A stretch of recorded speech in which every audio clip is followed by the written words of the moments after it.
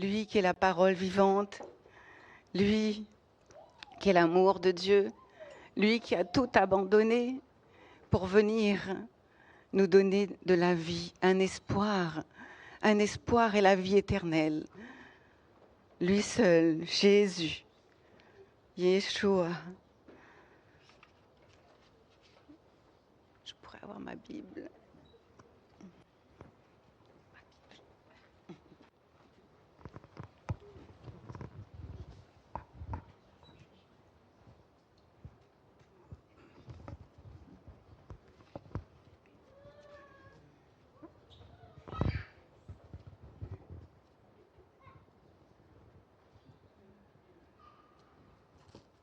Vous allez bien, Église? Amen. Gloire au Seigneur. Merci, Seigneur. Ce matin, je me tiens là, par la volonté de Dieu. Le thème de mon message, l'esprit de crainte de l'Éternel. Et je me tiens devant vous, premièrement, avec cette crainte de Dieu. Avec la crainte de mon Dieu. Alors, Seigneur, j'ai besoin de toi. J'ai besoin de toi, Saint-Esprit. Ce message, c'est toi. Je veux juste être le canal que tu vas utiliser ce matin. Nous allons commencer par 2 Timothée 3, à partir du verset 16.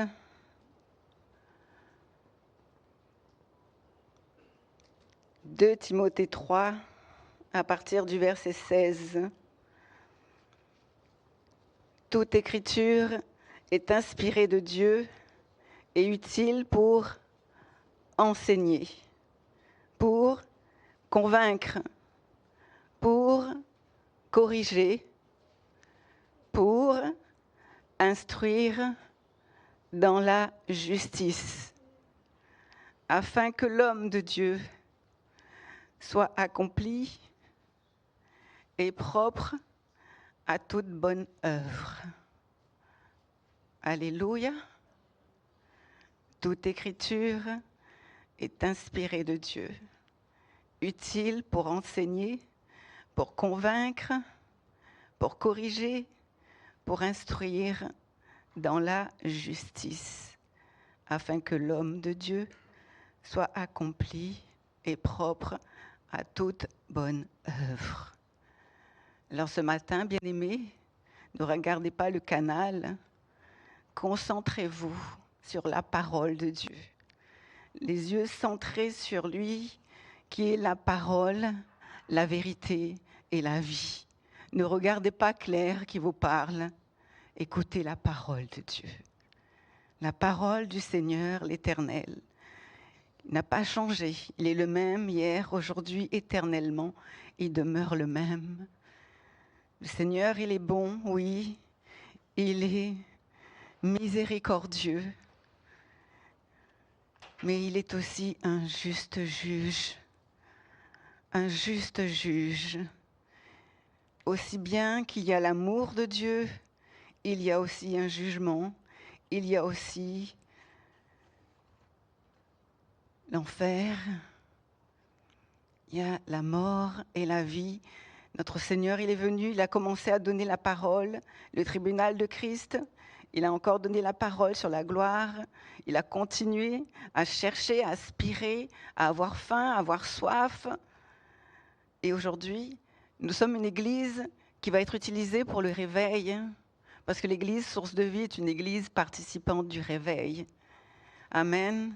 Le réveil, ce n'est pas par nos forces, ce n'est pas par nous, ce n'est pas par nos paroles, mais ce sera fait par le Saint-Esprit. Ce sera fait par le Saint-Esprit qui a été envoyé sur cette terre, le Saint-Esprit qui agit à travers chacun de nous, le Saint-Esprit qui est la puissance de Dieu sur cette terre. Amen. Le Saint-Esprit. Je vais commencer par Apocalypse 5.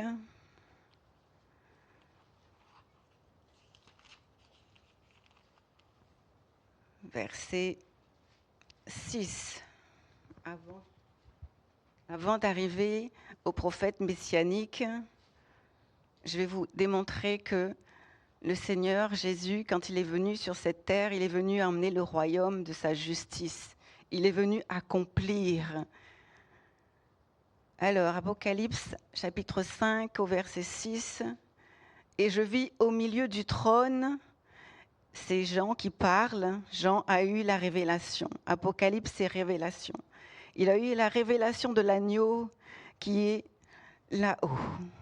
Et je vis au milieu du trône et des 4 êtres vivants, et au milieu des vieillards, un agneau qui était là comme immolé.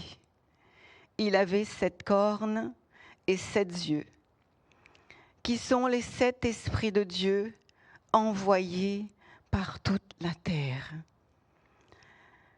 Jean a eu la révélation de ce qu'il y a là-haut, et Jésus dit qu'il est venu sur cette terre amener le royaume de Dieu. Nous allons lire dans Ésaïe, chapitre 11, verset 2.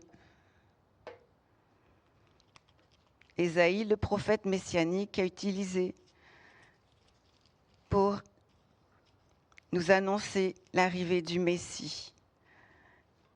Alors, je vais commencer par le verset 1. « Un rameau sortira du tronc d'Isaïe et un rejeton naîtra de ses racines. L'Esprit de l'Éternel reposera sur lui. L'Esprit de l'Éternel reposera sur lui.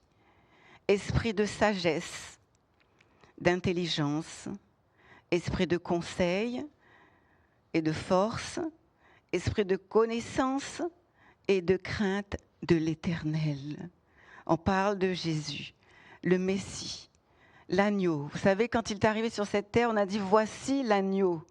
La vision que Jean a eue dans Révélation, dans Apocalypse, l'agneau, avec les yeux, avec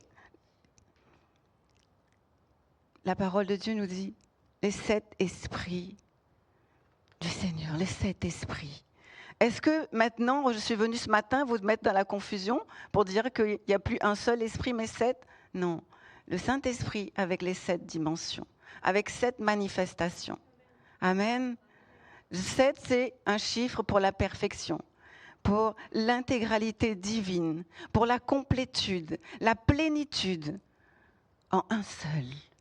Celui qui est là, celui qui remplit tout en chacun de nous et partout. Celui qui fait toutes choses. Alors aujourd'hui, on va dire l'Esprit du Seigneur, l'Esprit d'Adonai, on connaît la parole, l'Esprit du Seigneur est sur moi car il m'a oint. Ce n'est pas là-dedans que je vais aller. Parce que ce matin, le Seigneur veut parler de l'esprit de la crainte de l'Éternel. Le réveil ne peut pas avoir lieu s'il n'y a pas la crainte de l'Éternel dans son Église. La complétude, la plénitude du Saint-Esprit, c'est aussi avoir l'esprit de la crainte de l'Éternel. La crainte de Dieu, la crainte de Dieu. Vous savez, je parle souvent que la crainte de Dieu doit revenir. La crainte de Dieu. Aujourd'hui, on est là à chercher, c'est vrai, il nous faut la puissance, la manifestation de la puissance. On aime la louange, on aime l'adoration. Et très peu la crainte de l'Éternel. Or, sans la crainte de l'Éternel, il n'y a pas de repentance. Sans la crainte de l'Éternel, on ne peut pas être maintenu dans la sanctification, là où on doit rester, là où on doit demeurer. La crainte de l'Éternel, c'est le rempart. La crainte de l'Éternel, c'est une sécurité. Oui, on est né de nouveau. Oui, nous avons reçu Jésus. Nous l'avons accepté comme Seigneur et Sauveur. Nous sommes mis à part. Ça ne se finit pas là. Il y a un processus, une continuité pour marcher dans la sanctification. Et la crainte de l'Éternel va nous y aider à se maintenir dans la sanctification. Car que dit la parole, bien-aimés ? Sans la sanctification, nul ne verra le Seigneur. Saint-Esprit de Dieu, la plénitude, j'appelle la plénitude du Saint-Esprit dans chacun de nous, dans ton Église, Seigneur, dans ton corps, Christ, qui est l'Église. La plénitude du Saint-Esprit. La plénitude du Saint-Esprit, au nom de Jésus. La parole dit, l'Esprit du Seigneur, Lord, le Ruach Adonai, l'Esprit de sagesse, Orma, pour détruire la folie. on est quand même dans la folie des fois de ce monde. Mais quand tu vas aller chercher la sagesse de Dieu, que le Saint-Esprit est là pour donner aussi, ça va renverser. On parle de l'esprit d'intelligence, Binta. Intelligence au discernement pour exposer notre incrédulité. On parle de l'esprit de conseil. Le conseil divin, bien sûr. Pas les nôtres, hein? Pas ceux de ton frère, de ta sœur. Le conseil divin pour se réorienter, se repositionner, pour nous aligner au plan de Dieu et renverser nos plans égoïstes. La gvoura, la puissance, esprit de puissance, pour résister à la tentation, pour avoir le courage de surmonter toute opposition avec la force de Dieu. Notre autosuffisance brisée au nom de Jésus, par cette dimension de l'esprit. Et l'esprit de connaissance, date, la connaissance spirituelle, mais qui nous amène à être enracinés dans la vérité éternelle. Enracinés dans la vérité éternelle. L'esprit de crainte d'Adonai, Hirat, Yod, Resh, Aleph, Tav. Yod, la main de Dieu sous laquelle on doit se soumettre. Le Resh, comme il a toujours été au commencement. C'est depuis le début dans la tête de Dieu. Aleph et le Tav, Jésus, il est le commencement. Il est le Aleph et le Tav, le commencement et la fin. La crainte d'Adonai, la plus profonde révérence qui maintient le cœur disposé devant Dieu, dans l'humilité, dans l'obéissance, dans sa présence, maintenir notre vie dans la sainteté. Amen. La crainte d'Adonai, la plus profonde révérence, la sainte crainte de Dieu. Je ne parle pas de la peur qui nous paralyse. Je ne parle pas de cette peur-là. Non, non, Dieu, il nous a pas créés pour avoir peur de lui, pour nous tenir loin de lui. Non, non, tout ce qu'il a fait, l'amour de Dieu, Jésus, qu'il a donné, c'est pour nous rapprocher de lui. Mais cette crainte de l'Éternel, c'est la peur, non pas qui va nous paralyser, qui va nous éloigner de lui, mais c'est une crainte qui va au contraire nous ramener, nous emmener à changer de direction. Regardez dans nos vies, quand on a peur de quelque chose, on se dit je ne vais pas passer par là parce que je crois qu'il va m'arriver quelque chose, je vais changer de voie.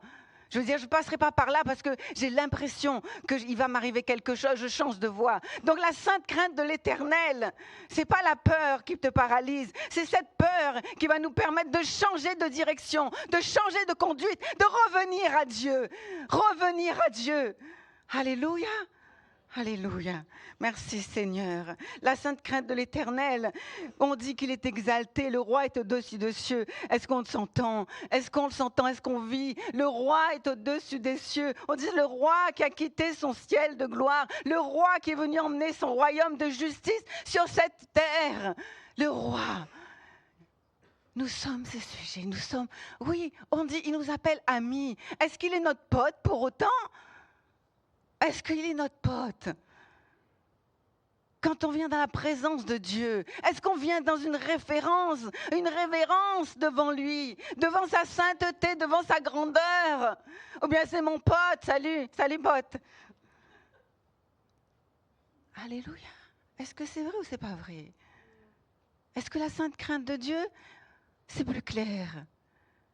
Si nous reconnaissons que Dieu est Dieu, qu'il est saint, 3 fois saint. Est-ce qu'il mérite l'honneur? Est-ce qu'il mérite l'adoration?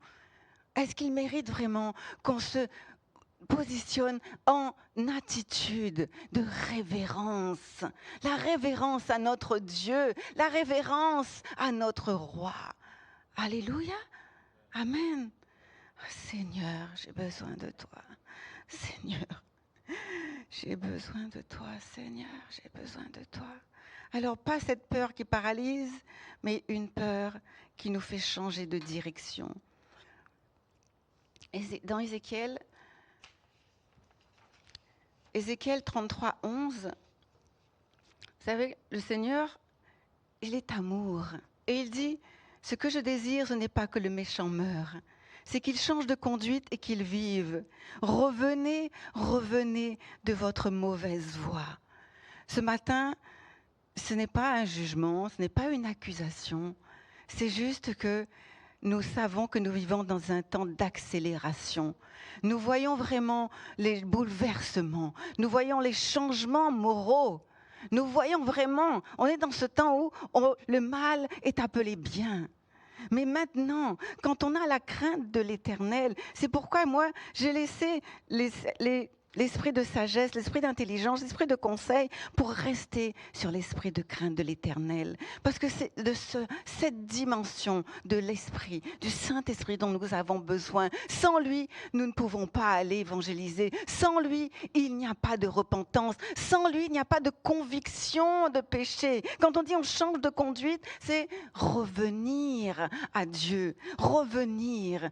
Quand le Seigneur nous a dit maintenant, travaillez à votre salut, restez dans la sanctification avec crainte de Dieu, dans la crainte de Dieu. Il sait que oui, vous avez été sauvés. Maintenant, mettez un garde, une sécurité, qui est la crainte de l'Éternel, la crainte de Dieu. Alléluia. Amen. Merci Seigneur. La crainte, je dis toujours, la crainte, c'est la sainte crainte de Dieu. C'est notre Dieu, notre Seigneur. Il est roi. On dit que la crainte de l'Éternel est le commencement de la sagesse. Donc, si c'est le commencement de la sagesse, ne vivons pas comme des insensés. L'insensé dans la parole, je vais vous dire, à partir le psaume 14 nous parle de l'insensé. Ils disent l'insensé, c'est celui qui ne croit pas en Dieu ou qui ne veut pas et qui croit que Dieu ne le voit pas. L'insensé, psaume 14, vous pouvez voir ça là, dans psaume 14, au verset, psaume ou proverbe, je ne sais plus, qui dit l'insensé croit que, psaume, merci Hélène, psaume 14, verset 1,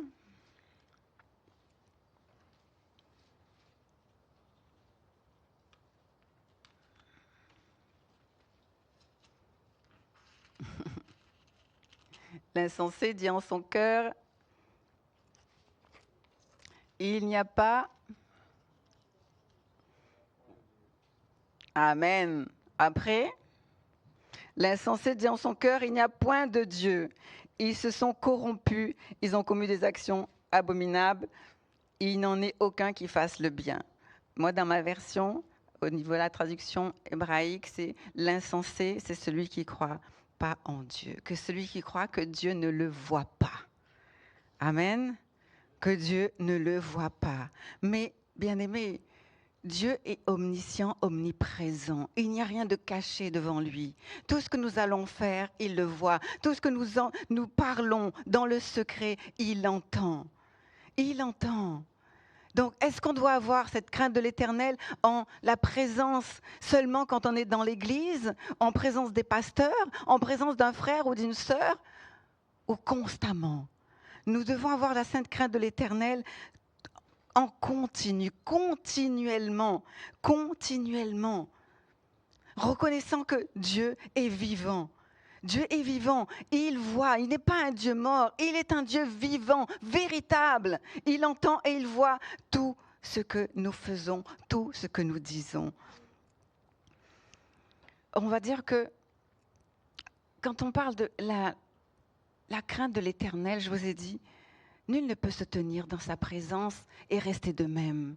C'est-à-dire que quand on a la sainte crainte de Dieu, c'est une sainte crainte qui nous fait fléchir devant Dieu, qui nous fait courber devant Dieu. On va dire, oui, mais moi je suis enfant de Dieu, j'aime danser, j'aime chanter. Ça ne t'empêche pas. Mais avoir la sainte crainte de l'Éternel, ça va nous préserver jusqu'au retour de notre Seigneur. Ça va nous maintenir comme ces enfants mis à part. La sanctification, on dit, c'est tu as été mis à part. Maintenant, ça va nous permettre de vivre cette vie de consécration, d'enfants mis à part pour Dieu, avec un modèle pour le monde. Quand les gens nous regardent, ils voient vraiment la plénitude du Saint-Esprit. On a la crainte de l'Éternel, que ça soit devant quelqu'un ou à la maison, j'ai toujours cette attitude, ce comportement d'enfant de Dieu qui craint son Père. Amen. C'est-à-dire que, regardez, un enfant, c'est une relation filiale d'un enfant à un père. Comme nous, en tant qu'enfants, moi, en tant qu'enfant, devant mes parents, quand ils me disaient « tu ne feras pas ça », j'aime tellement mes parents. Je ne voulais pas les désobéir. Je ne voulais pas déshonorer. Donc, tout ce que j'allais faire, je vais réfléchir. Est-ce que mon père approuverait? Est-ce que mon père serait content s'il apprenait que j'étais en train de faire ce qu'il ne veut pas que je fasse dans les coins de rue? Non. Nous, en tant que parents, on ne voudrait pas ça. Alors maintenant, alors que nous avons l'Esprit du Seigneur qui parle en nous, qui fait de nous des enfants, on n'est plus orphelins. L'Esprit crie en nous et nous disons « Abba, Père ». Nous avons un Père. Maintenant, est-ce que maintenant nous allons honorer ce Père dans tout ce que nous allons faire, dans tout ce que nous allons dire? Tout ce que nous allons faire, tout ce que nous allons dire, est-ce que ça honore notre Père? Je ne parle pas de la peur là, hein? Non, non, en honneur pour notre Père, en amour pour mon Père, dans l'amour de mon Père. Je sais que mon Père aime, je sais ce qu'il aime, donc je ne ferai pas ce qu'il n'aime pas. C'est ça dont je parle. Amen. Enfant de Dieu, on doit se réveiller. Est-ce que mon Père apprécie quand je suis en train de comploter, de médire, quand je suis en train de murmurer? Est-ce que mon Père aime? Est-ce que mon Père qui me voit, il est content de moi? Église, la sainte crainte de l'Éternel. Sainte crainte de l'Éternel. Bien-aimés, on va regarder Ésaïe 6. Je parle du prophète Ésaïe, et on voit comment le prophète Ésaïe lui-même, quand il était dans la maison où il disait que la nuée remplissait le temple, lui-même, il a été saisi. Il a dit « Oh mon Dieu, je suis un homme aux lèvres impures ». Nous, on est dans la présence de Dieu. La gloire du Seigneur est là. Il est là. Comme Ésaïe, oh Seigneur, est-ce qu'on est convaincu? Oh Seigneur, mon état. Est-ce que quand je suis venue ici, je sais que ce que j'ai fait avant, est-ce que je me suis repentie? Avant de rentrer dans la présence de Dieu, j'ai fait ce qui est mal, mais Seigneur, ce que je veux maintenant, je tombe devant toi. Seigneur, purifie-moi. Je veux t'élever, je veux t'honorer. Ou bien est-ce qu'on vient, oh c'est pas grave, de toute façon, je suis enfant de Dieu, il y a la grâce. Maintenant, quand je rentre dans le sanctuaire, je rentre dans la maison, tout est à moi, tout est accompli. Je peux venir comme je suis. Oui, c'est vrai qu'il y a certains qui disent, venez comme vous êtes. Mais est-ce que ça veut dire que maintenant, je rentre dans la maison du Seigneur en attitude de désinvolture, en attitude de décontracté, de désobéissance, de non-respect? Non, bien-aimé. Ésaïe, on peut voir ça dans Ésaïe 6, 4, 5. Les portes furent ébranlées, alors qu'il est dans la présence de Dieu. Il se tient en présence de Dieu. Les portes furent ébranlées dans leur fondement par la voix qui retentissait et la maison se remplit de fumée. Alors je dis, malheur à moi, je suis perdu, car je suis un homme dont les lèvres sont impures. J'habite au milieu d'un peuple dont les lèvres sont impures et mes yeux ont vu le roi, l'Éternel des armées. Ô Seigneur, que ta sainte crainte revienne dans ton église au nom de Jésus. On va dire, est-ce que c'est l'Ancien Testament? On est dans la grâce, c'est l'Ancien Testament, ça Ésaïe, c'est dans l'Ancien Testament. Bien-aimés, je vais vous donner un exemple de 2 personnes qui n'ont pas eu la crainte de Dieu. 2 personnes dont la parole dit, comment Satan a pu rentrer dans ton cœur afin que tu mentes? Ils n'ont pas eu la crainte de Dieu. Ils ont voulu faire selon ce qui leur semble bon. Et pourtant, bien-aimés, je parle d'Ananias et Saphira. C'est dans le Nouveau Testament. Ils faisaient partie des chrétiens qui avaient tout vendu pour mettre en commun. Tout en commun. Et pourtant, la parole de Dieu dit, Pierre lui dit, Ananias, pourquoi Satan a-t-il rempli ton cœur au point que tu mentes au Saint-Esprit et que tu aies retenu une partie du prix du champ? Oui, on dit, mais on ne se moque pas de Dieu. Quand Dieu dit, est-ce que vous vous moquez de moi? Et on dit, mais en quoi est-ce que nous nous moquons de toi? Et il dit, dans vos dîmes et vos offrandes. Je ferme la parenthèse, Seigneur. Là, il dit, Pierre lui dit, Ananias, pourquoi Satan a-t-il rempli ton cœur? Pourtant, c'est quelqu'un qui suivait, qui faisait partie de l'Église. Ils avaient commencé, l'Église avait commencé à naître là. Hein. Ils étaient dans l'Église. Ils devaient tout vendre et mettre en commun, mettre tout en commun. Mais ils ont décidé, Ananias et Saphira, vous lirez ça? Ben non, ça fait trop. On va garder une partie quand même. On ne va pas tout leur donner. Quand même. Ça, c'est un exemple. N'a pas la crainte de l'Éternel. Tu crois que les seigneurs ne voient pas, mais le Saint-Esprit voit tout. L'Esprit de Dieu voit tout. On dit que les 7 yeux sur l'agneau dans l'Apocalypse, il y avait 7 yeux. Est-ce qu'on peut croire encore que l'Éternel ne voit pas? Est-ce qu'il n'entend pas?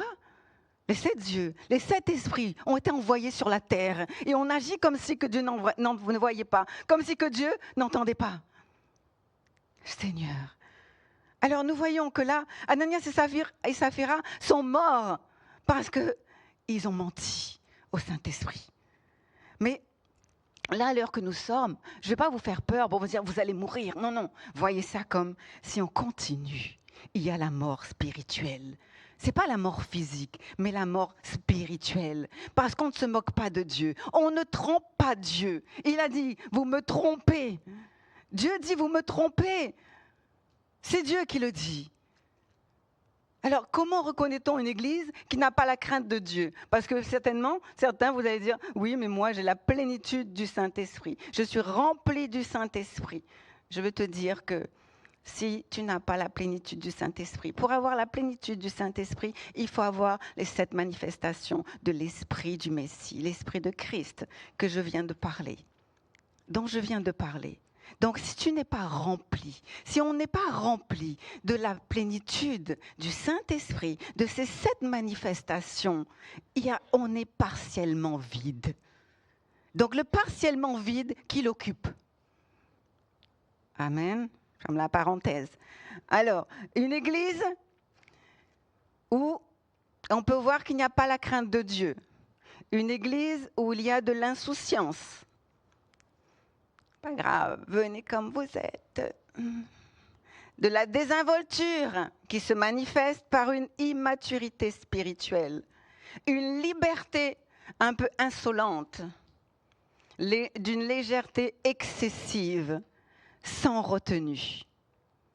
On y voit de l'arrogance et de l'autosuffisance. Ce n'est pas moi qui le dis, c'est la parole. Vous pourrez lire, après je vous donne les références, Proverbe 14, 16. Il y a de l'impertinence, une attitude sans gêne. Il y a beaucoup de familiarité. Cette familiarité va nous emmener à ne plus respecter les autorités que Dieu a établies. C'est vrai, c'est pas vrai? C'est la vérité, c'est pas la vérité? Amen.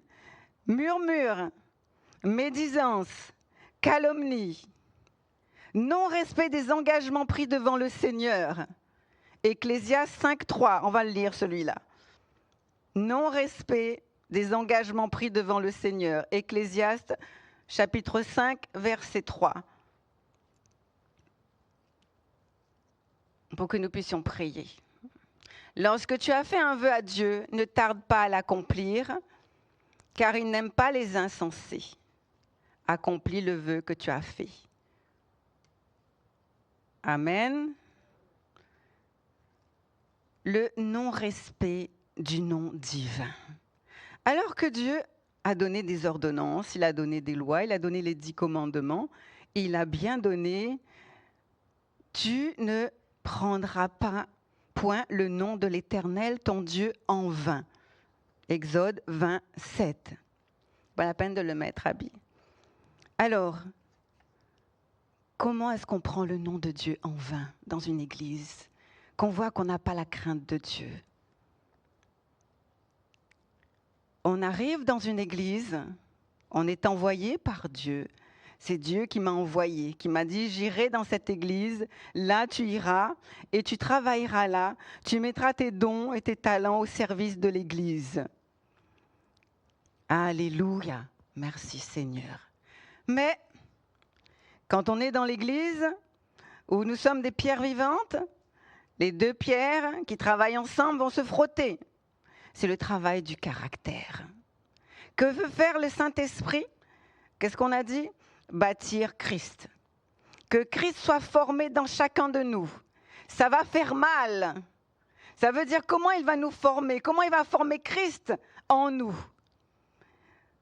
En nous taillant notre caractère. Mais quand ça commence à faire mal, je vais aller voir le pasteur, mais là, tu sais, j'ai prié, Dieu m'a dit de partir. Tu ne prendras point le nom de ton Dieu en vain. Tu n'usurperas pas le nom de Dieu dans ton propre intérêt. Alléluia. Amen. Est-ce que Dieu peut se reprendre? Est-ce que Dieu s'est trompé? Quand dans un temps de prière, tu as dit, j'irai à l'église, c'est là que je dois être. C'est Dieu qui m'a envoyé. Est-ce que là maintenant, quand ça fait mal, non, Dieu finalement, il m'a dit non. Alors que la parole de Dieu dit, vous serez taillés. Je vais former Christ en vous, afin que vous deveniez à la stature parfaite. Il va y avoir, j'ai fait don à l'église des 5 ministères. Mais toi, non. Moi, j'aime quand on fait la fête. Mais non, tu ne peux pas me reprendre. Donc Dieu, non, il m'a dit de ne pas. Est-ce que c'est la parole de Dieu? Est-ce que c'est Dieu qui a envoyé? Est-ce que c'est Dieu qui a parlé? Quand Dieu parle, nous voyons les fruits de la parole de Dieu. Amen. Si c'est Dieu qui te le parle, tu n'es plus comme un enfant ballotté à droite, à gauche. Tu t'es posé. Tu ne erres plus. Qui est-ce qui erre? Qui est-ce qui erre? Quand Job, son cas était exposé devant Dieu, qu'est-ce qu'il a dit, Satan? Je errai par-ci, par-là. Satan, il erre. Alors si Dieu t'a parlé, tu ne erres plus. Tu es posé quelque part dans une église. Tu ne prendras point le nom de Dieu en vain. Tu n'usurperas pas le nom de Dieu dans ton propre intérêt. Amen. Seigneur. Oh,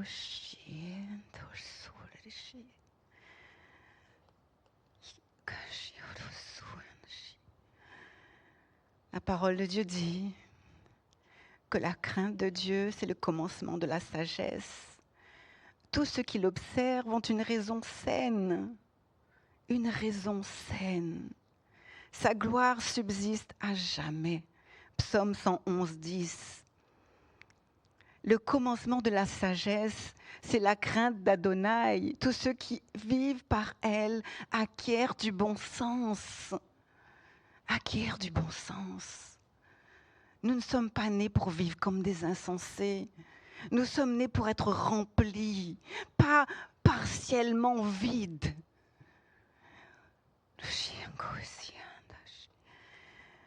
Ça veut dire que si tu marches dans la crainte de Dieu, tu ne seras jamais un insensé. Pas vrai? C'est la parole.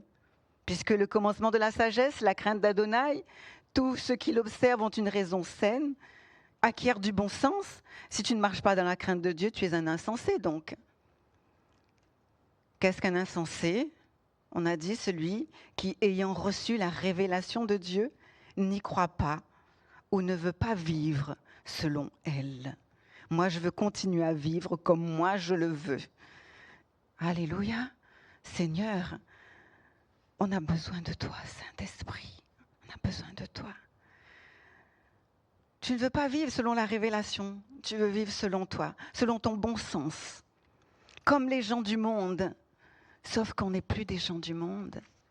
On a été mis à part, consacrés pour Dieu. C'est ça la sanctification, bien-aimés. Consacrés pour Dieu, mis à part. On ne peut plus vivre comme bon nous semble, comme un insensé. On vient de voir c'est qui l'insensé. Qu'est-ce qu'il fait l'insensé? Comment est-ce qu'on voit que tu n'as pas la crainte de Dieu? On a vu, est-ce que c'est clair pour vous? Parce qu'on ne peut pas sortir de ce lieu si on a encore des questionnements. Si là on dit, c'est vrai, je me suis reconnue. Non, pas que, ah là là, ça fait mal. Oui, ça doit faire mal la parole. Quand elle redresse, elle corrige, elle fait mal. Mais c'est pour notre bien. Dit la parole, la crainte de Dieu mène à la vie. La crainte de Dieu est source de vie. C'est pour ça qu'il a dit que je ne veux pas que le méchant meure, je veux qu'il vive, je veux qu'il change de conduite et qu'il revienne à moi. C'est pour ça que la crainte de Dieu, c'est cette peur qui ne te paralyse pas, mais qui te fait changer de conduite. Ce matin, on doit changer de conduite. Si on se reconnaît, on change de conduite. Je reviens à la parole, à la vérité. Et peur, crains la vérité. Crains la vérité. Jésus-Christ est la vérité. Alléluia. Mon ami, Jésus est à la porte. Jésus t'appelle mon ami. Parce qu'il veut que tu sois avec lui. Il veut que nous soyons avec lui. Mais ce n'est pas pour autant qu'on doit le traiter comme un pote. Ce n'est pas notre pote. Il est Jésus, le Messie. Il est celui qui va ouvrir le livre. Celui qui peut effacer aussi nos noms dans le livre de vie. Parce que ça aussi, c'est une vérité. Il ne parle pas à des païens, il parle à l'église de Sardes. Il dit, ce n'est pas les païens, hein? Il dit, mais pour ceux qui ont gardé leur robe propre, qui n'ont pas souillé leur robe, je n'effacerai pas leur nom. Alors ça veut bien dire que le nom peut être effacé. Amen ou pas amen? La vérité, que la vérité. Alléluia, bien-aimés. Les temps sont comptés. La porte est encore ouverte, la porte de la grâce, pour que nous puissions relâcher la vérité. Ne joue pas avec le feu. Mon frère, ma sœur, ne joue pas avec le feu. Ne flirte plus avec le péché. Tu pourrais te brûler. Tu crois que personne ne te voit, mais Dieu te voit. Dieu entend tout. Tout ce qui est fait dans le lieu secret, tout ce qui est dit dans le lieu secret, rien n'est caché devant lui. Arrête de flirter avec le péché. Ce que Dieu veut, que tu changes de conduite. Il est encore temps, bien-aimé, de se repentir. L'Église doit retrouver la crainte de Dieu. L'Église doit évoluer dans la plénitude du Saint-Esprit, avec les 7 manifestations de l'Esprit du Seigneur, l'Esprit d'Adonai, le Seigneur. Alors, si tu n'es pas rempli jusqu'à déborder, dans la plénitude, ne t'étonne pas que tu ne vives pas pleinement ta vie de croyant. Si tu n'es pas rempli de la plénitude avec les 7 dimensions de l'Esprit du Seigneur, ne t'étonne pas que tu ne vives pas pleinement ta vie de croyant. Tu vas toujours errer de lieu en lieu. Tu vas toujours être pas stable dans l'Église, pas stable dans l'appel de Dieu sur ta vie, pas assis sur le trône de ta destinée. La mission de cet esprit, de ces 7 esprits qui parcourent la terre, ces 7 esprits qui sont envoyés sur la terre, bâtir Christ, former le corps du Christ. Bien-aimé, Jean a eu la révélation. Dans l'Apocalypse, nous venons de lire, il a vu l'agneau immolé avec les 7 yeux, les 7 esprits qui sont envoyés sur la terre. Les 7 esprits, la parole de Dieu dans Ésaïe. Ésaïe dit que le Seigneur, Jésus, le Messie, sur lui, il y avait les 7, l'Esprit du Seigneur. Ce même esprit, cette même dimension, cette même plénitude de l'Esprit, ce qui est sur le Messie, qui a été sur le Messie, qui est là, vous avez vu sur le trône, devant le trône, ce même esprit a été envoyé, déversé sur l'Église pour former Christ, afin que Jésus, qui est la tête de l'Église, tout son corps bâti en Christ, formé par Christ, de Christ, tout Christ. Christ est formé dans son Église. Quand Christ est formé dans chacun de vous, de nous, Christ est formé dans l'Église. C'est la mission de l'Esprit. De cette 17 manifestations de l'Esprit, former Christ, former le corps du Christ, qui est l'Église. Ces mêmes dimensions, c'est cette dimension du Messie répandue sur l'Église. Est-ce qu'on peut vivre encore sans une dimension, sans une manifestation? Non. Ce réveil qui arrive, qui va exploser, c'est avec la plénitude du Saint-Esprit. Alléluia. Amen. Tout ce que nous sommes en train de traverser, vous savez, si Dieu aurait voulu, il aurait changé, il aurait arrêté. Mais il sait que, comme Jésus, qui est le Messie qui revient, il a été brisé. Parce que si le grain de blé ne meurt, il ne peut pas porter beaucoup de fruits. Donc ce que nous traversons, c'est normal. Ça fait un travail du renoncement, de la mort à soi-même pour que Christ puisse être bâti dans son Église. Et quand Christ est formé à la plénitude, totalement dans les 7 dimensions, tout ce que Jésus a fait, quand il a dit, vous lisez ça, que l'Esprit du Seigneur était sur lui, après il a commencé à faire les miracles. Quand Christ sera formé dans la plénitude, dans toute la plénitude, dans les 7 dimensions, les 7 manifestations de l'Esprit, alors l'Église va rentrer dans cette explosion de gloire. Alléluia. Merci Seigneur. Merci Jésus. Alors, merci Papa pour sa parole. Il y a encore beaucoup à dire, beaucoup à parler, à ramener, à partager, à révéler. Mais nous aurons un autre temps, parce que le Seigneur, il veut faire un travail dans son Église. Par lui, pas par nous, par lui, par la parole, par la vérité. Le roi de justice a quitté son ciel de gloire pour ramener son royaume sur cette terre. Et nous sommes enfants du royaume. Nous devons évoluer dans toute cette plénitude. Donc nous allons prier, ma sœur, mes pasteurs, pour que le Saint-Esprit, il amène vraiment ce matin, que ce soit relâché. Non pas que c'est loin, non, c'est pour nous, c'est pour son Église. La sainte crainte de l'Éternel, que cet esprit soit déversé. Ce n'est pas par nos forces, mais vraiment par lui. Tout est par lui.